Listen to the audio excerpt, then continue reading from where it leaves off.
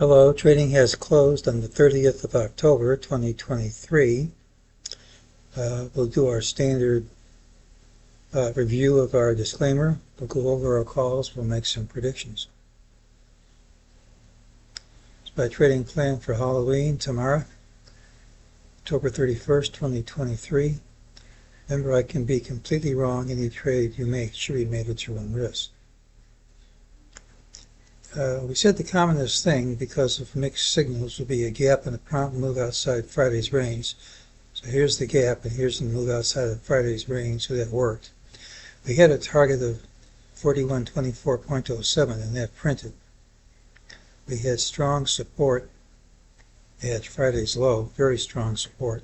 Gave a number of reasons for it. We said that the decline was to continue unabated. We have to gap under that low. But if we gapped up smartly, it could lead to a good rally. So this is just a review of what we said.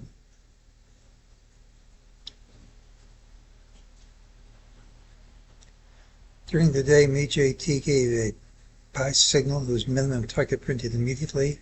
Don't have to stop there. Plus an ultimate buy signal too, and that's certainly been satisfied. This is DeMark's daily chart. We have 9 bars of a new setup. It's a typical place for a trend reversal to begin. Doesn't have to, but very commonly, when you have 9 bars down like this, you're going to start getting some movement to the upside, even though it's not a requirement. Just something which happens often.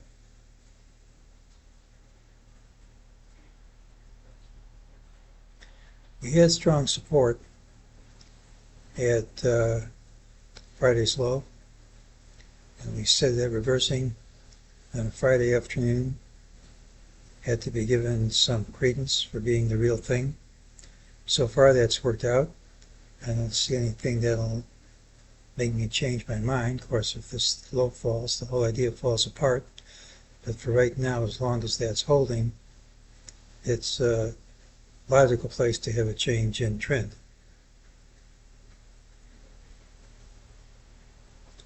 I did keep this wave count alive. We never intersected 4100.51, so it could be we're in a wave 5 up or wave 3 of 3. Both of those are bullish waves. Of course, that's not the only way to count it. The low on Friday was a perfect balance of the waves on multiple time frames, with wave green C having a fib relationship to green A. That doesn't really have to hold, but if it holds, it's just a beautiful pattern. And we don't have to do all this fiddling around, fudging we did to make this low work, even though that didn't break any rules. This is clear as day if, and that's an if, that low holds.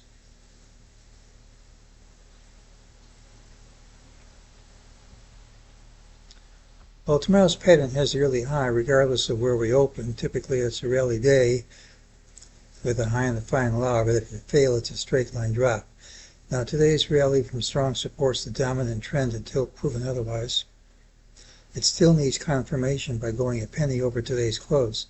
We gap down, don't make it up. Today's move doesn't mean a thing, but we aren't going to know that until tomorrow. It is somewhat bearish that the day-long rally closed under midday highs. Unless we gap and promptly overtake the high of day, this should lead to lower prices tomorrow, but that doesn't mean that we close lower. This is pretty bullish action. I still would like to see a retest of Friday's low with that low holding, but that isn't a requirement. Nothing requires it to retest to start now, even if that happens. So we dropped as much as we could drop. We dropped right to support in a straight line.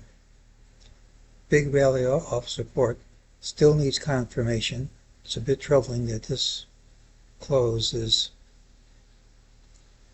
under these highs, but we keep going up, all that negativity goes away, and because of sentiment indicators and higher MEJT targets,